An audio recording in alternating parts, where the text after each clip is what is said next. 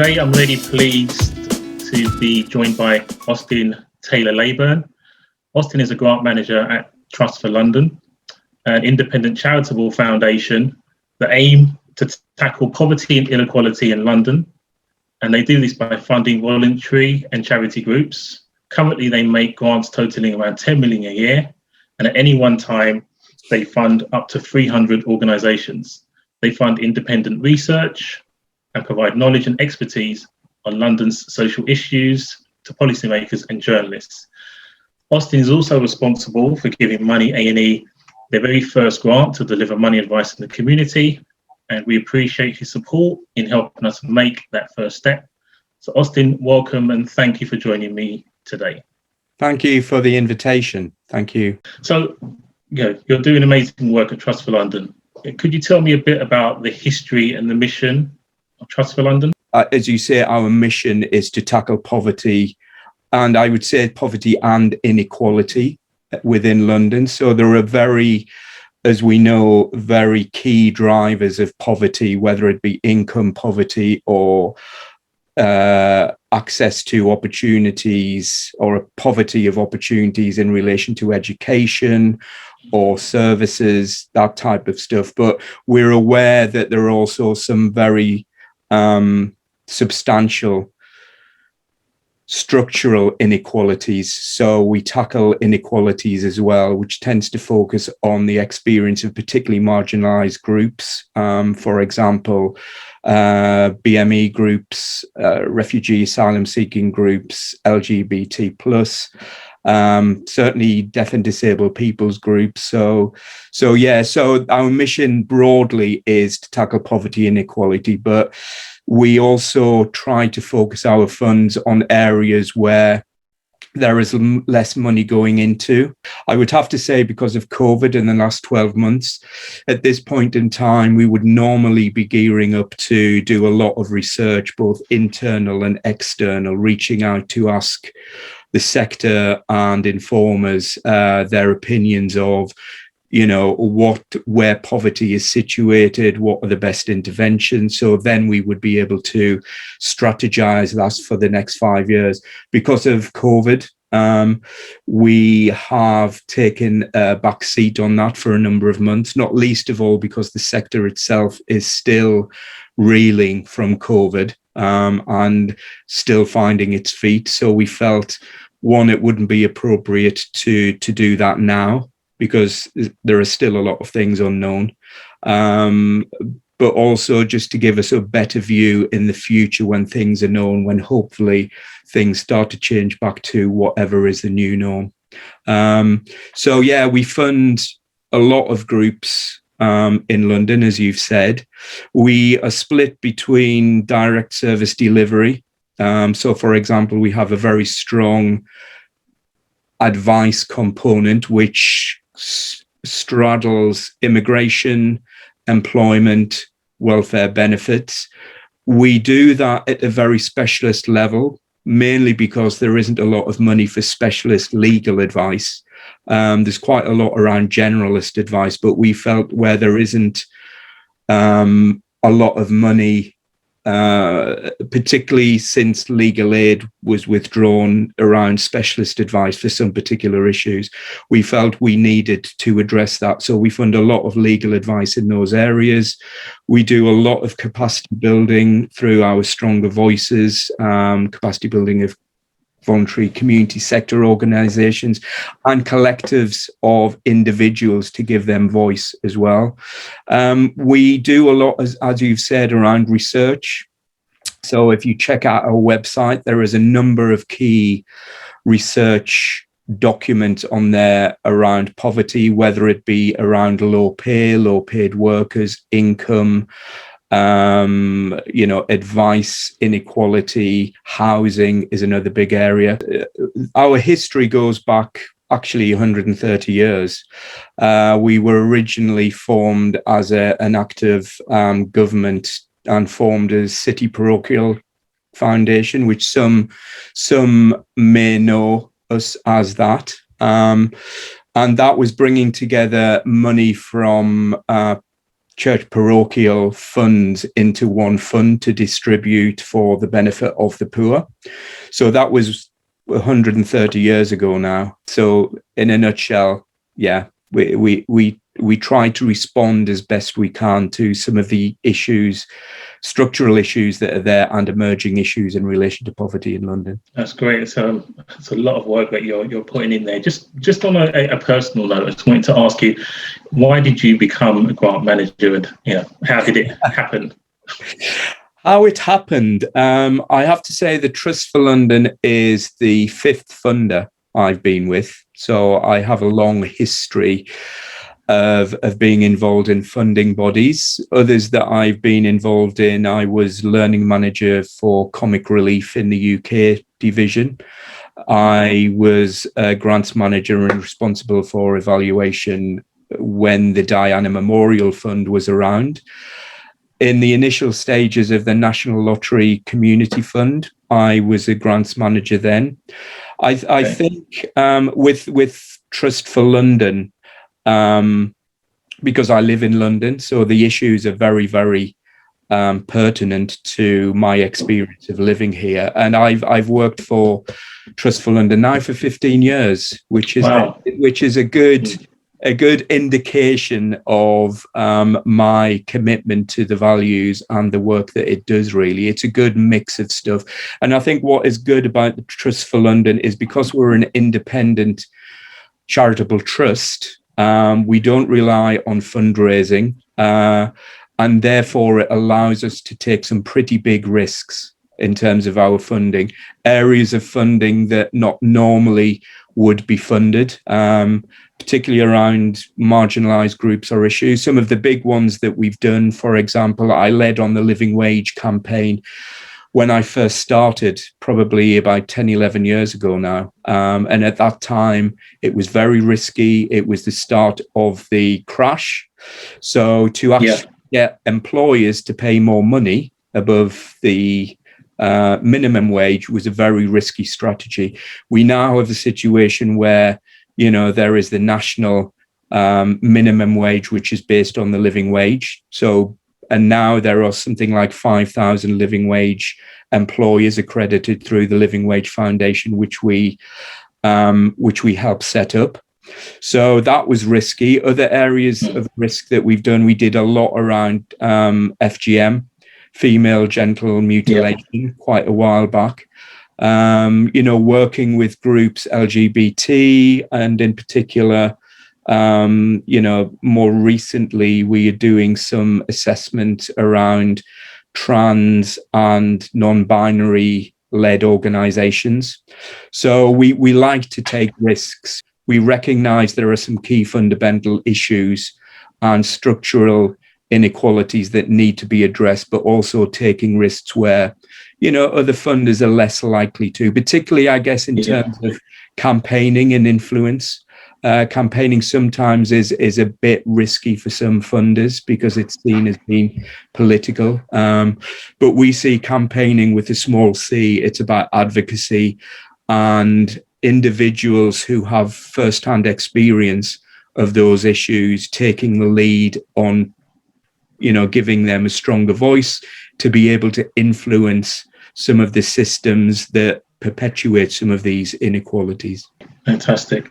So Trust for London published the London Poverty Profile 2021 report with the focus on COVID-19 and poverty in London. So what were the key headlines or key findings for you? I'm not a data geek, so if there are any data geek questions, I'm very, very macro. I can give you some of that. But in terms of the more nuanced and, forensic analysis of the data, I'm not the one to ask. But some of the data is pretty worrying. I think in terms of London, you will see from the report that London has been hit pretty bad in terms of the mortality rate, and particularly in areas that have the most deprived neighbourhoods. There's a higher percentage in those neighbourhoods than in some of the more better off neighbourhoods. We know structurally and in other ways, that there are certain communities that have been particularly affected. BME residents, for example, have been affected disproportionately.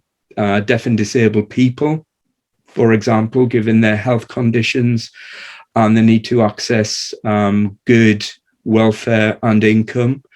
So mortality has been high in London, and the highest within England, actually. I think the next highest is the Northwest. There have been particular hits in relation to employment and income.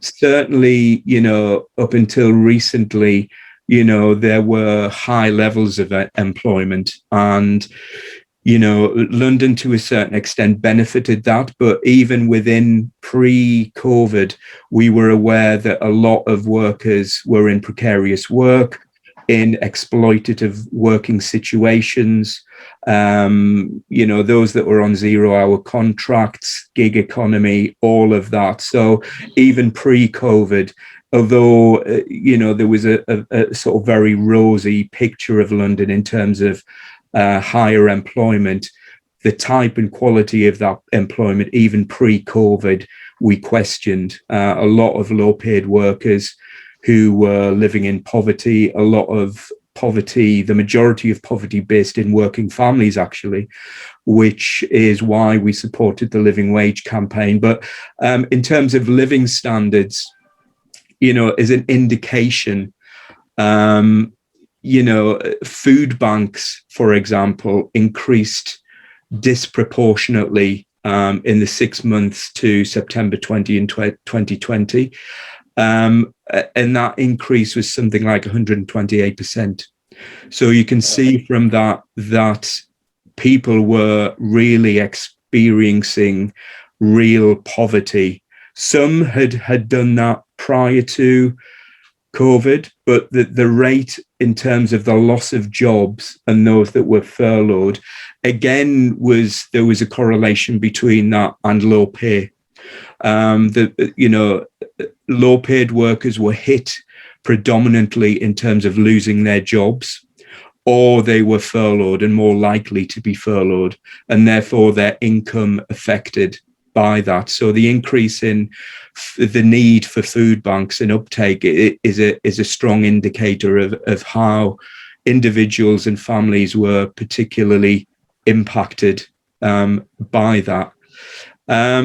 In terms of the number of jobs, I mean, there was a significant decrease in the number of payroll jobs, for example, compared to this time last year, a significant decrease in payroll jobs.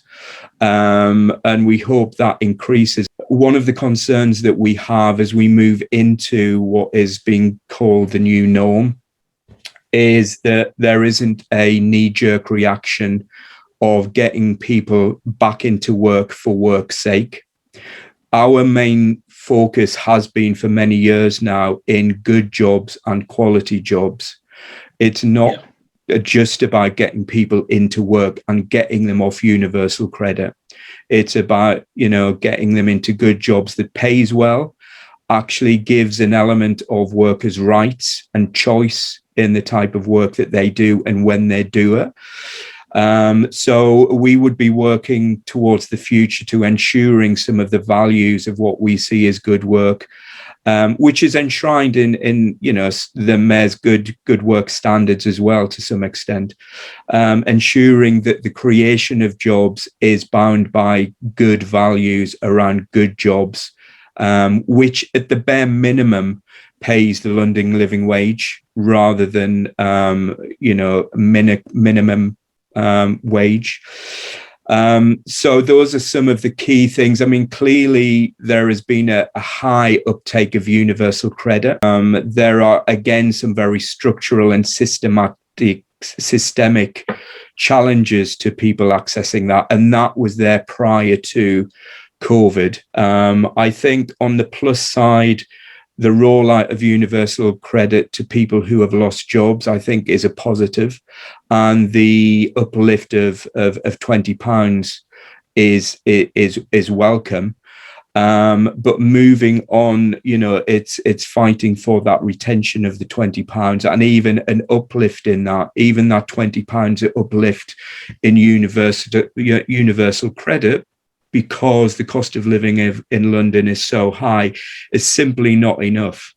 So we would be pushing for the retention of that £20 and above that, really.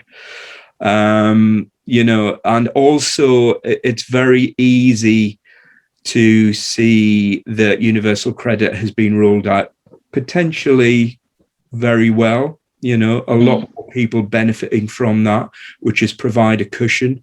But, if we do go back to the new norm, then we've got to be realistic that a lot of those structural inequalities that can lead to poverty and people experiencing poverty at very many levels, whether it be housing or employment, low pay, welfare benefits, will still be there.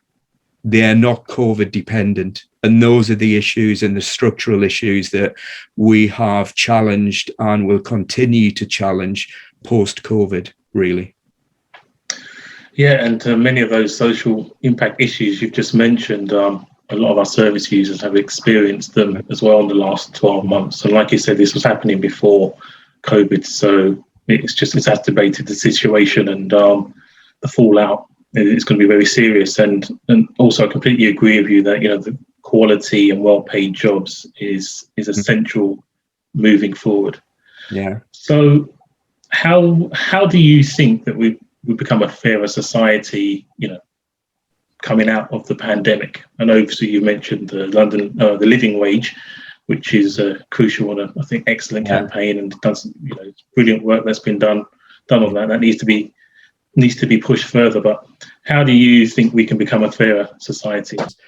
I think in terms of a fairer society, I think one of the things that COVID has done, which can be a force for good, is, the intelligence and the data on who has been affected disproportionately has opened up debate around the level of inequality within London,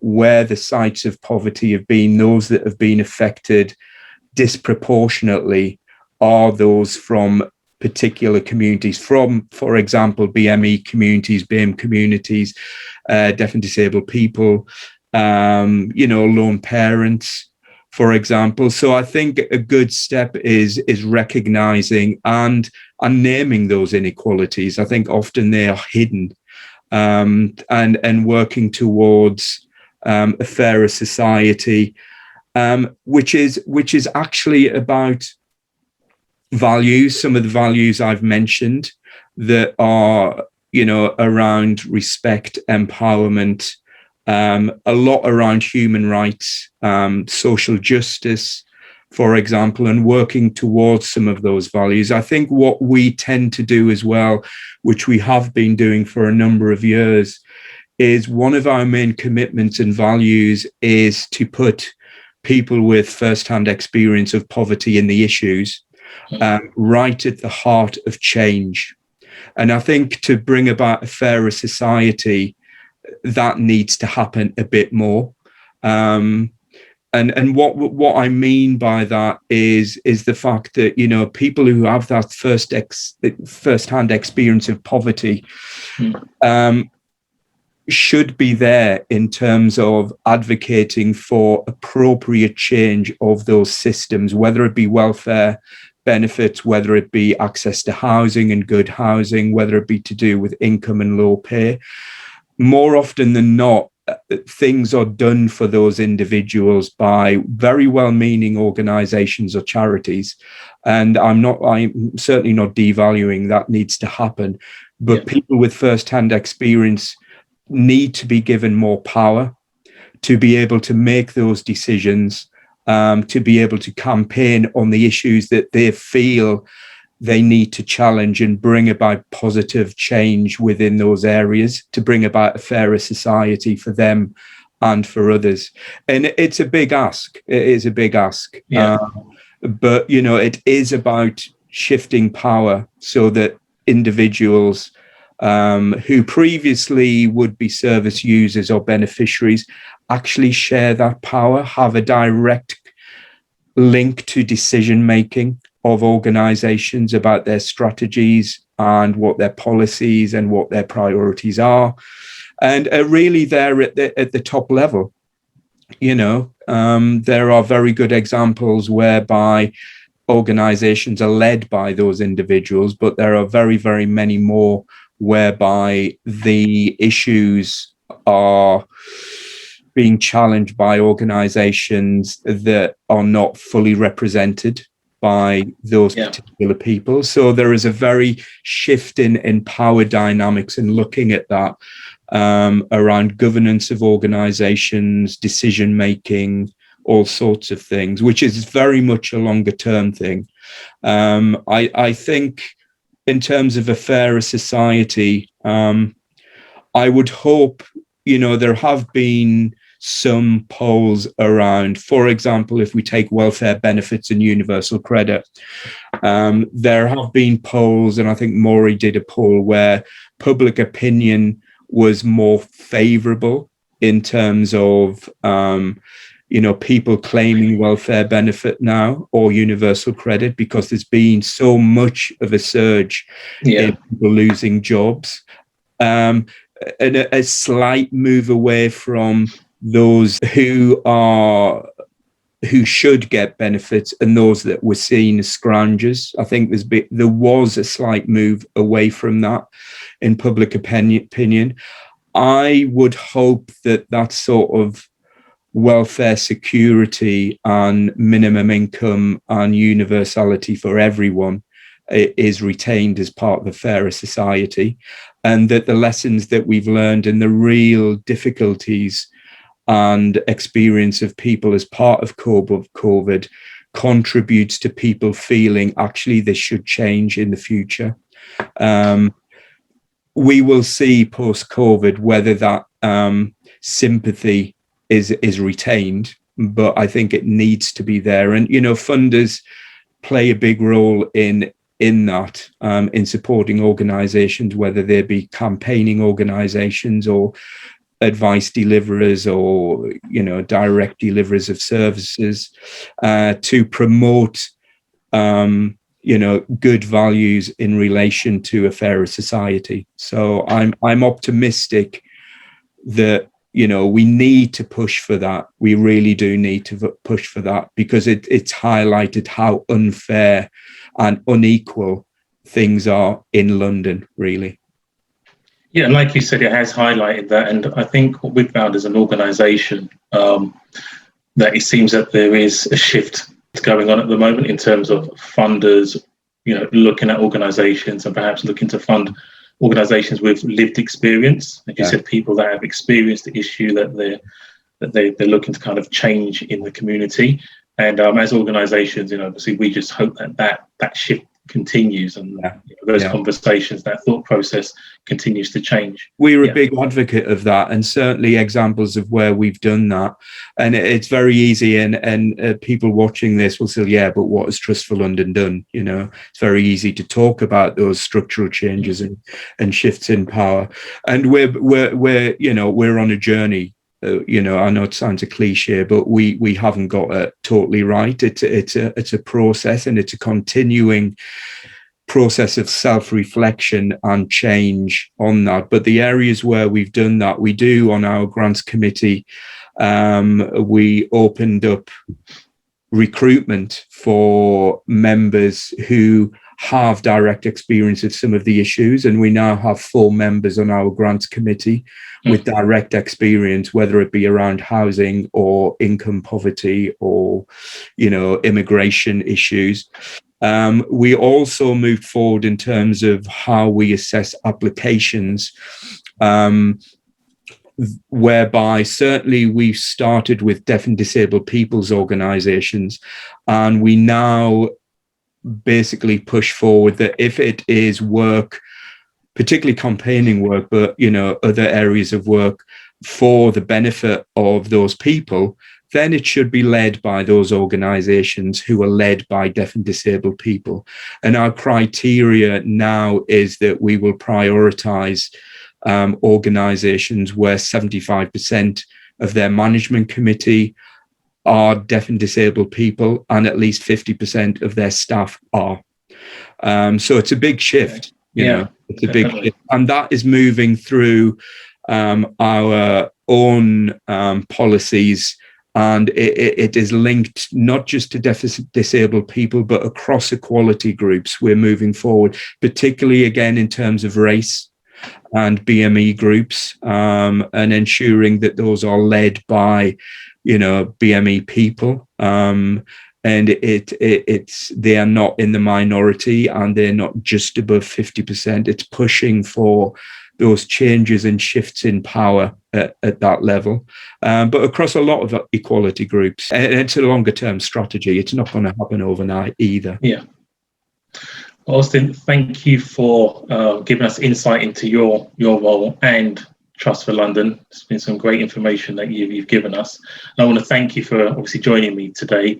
Thank you for supporting myself, Jerry, and Money A&E, and continue with the great work that you're doing with Trust for London in the community. So, and thank you for inviting me. It's been very, very rewarding from my end to see a group such as Money A&E grow and develop and gain in strength since the first meetings, which are some years ago now. And, you know, it's nice to see how far you've come, really. And actually, it's you guys that do the work. You're on the front line. We provide the resources and the assets and hopefully the intelligence across a number of issues, but you're particularly on the front line. So it's you are the guys that are doing the work. And it's as I said, it's very encouraging and refreshing to see how far an organization such as Money A&E have come, really. Thank you for that. Stay safe. You too. Okay. You too, Greg. Take care.